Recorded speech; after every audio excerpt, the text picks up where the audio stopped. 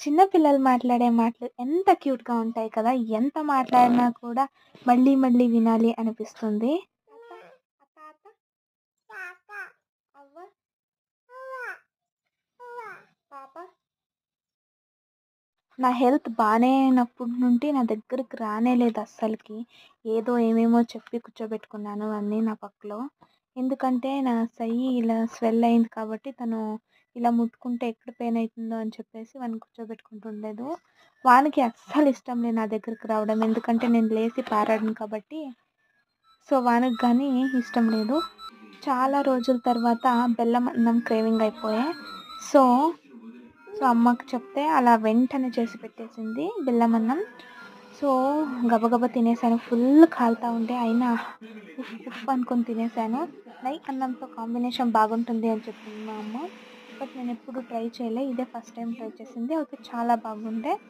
మీరు కూడా ఎప్పుడైనా ట్రై చేశారా బెల్లం అన్నంతో నెయ్యి కాంబినేషన్? నేనైతే ఇదే ఫస్ట్ టైం. బట్ అయితే చాలా బాగుండే టేస్ట్.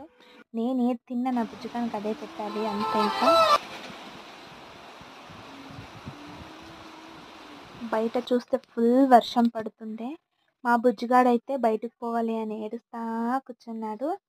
చూడండి రూమ్‌లోకి వెళ్ళిపోయి మా నాన్న ఎక్కడ పోతే అక్కడ వెంట పడుతుండే.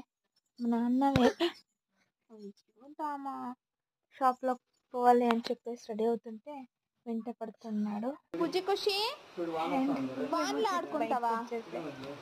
అది నానిండలప్ప. ఊరికే ఉండడు. అలా వెళ్ళాలి అని చూపించొచ్చాయి. బుజ్జి కుక్క పిల్ల వచ్చాడు చూడనా బోబో పారిపోయా బోబో.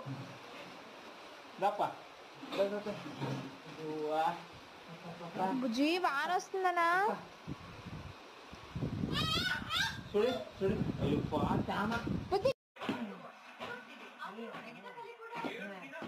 అండ్ లాస్ట్లో మా అవ్వతో బాగా బాల్తో ఆడుకున్నాడు. అండ్ ఇది నా ఫుల్ డే వ్లాగ్. ఈ వీడియో మీకు నచ్చినట్లయితే ఒక లైక్ చేసుకోండి, సబ్స్క్రైబ్ చేసుకోండి. Thank you for watching. Bujji bye bye చెప్పు. బోబో చెప్పుని ఏమి చెప్పుడు.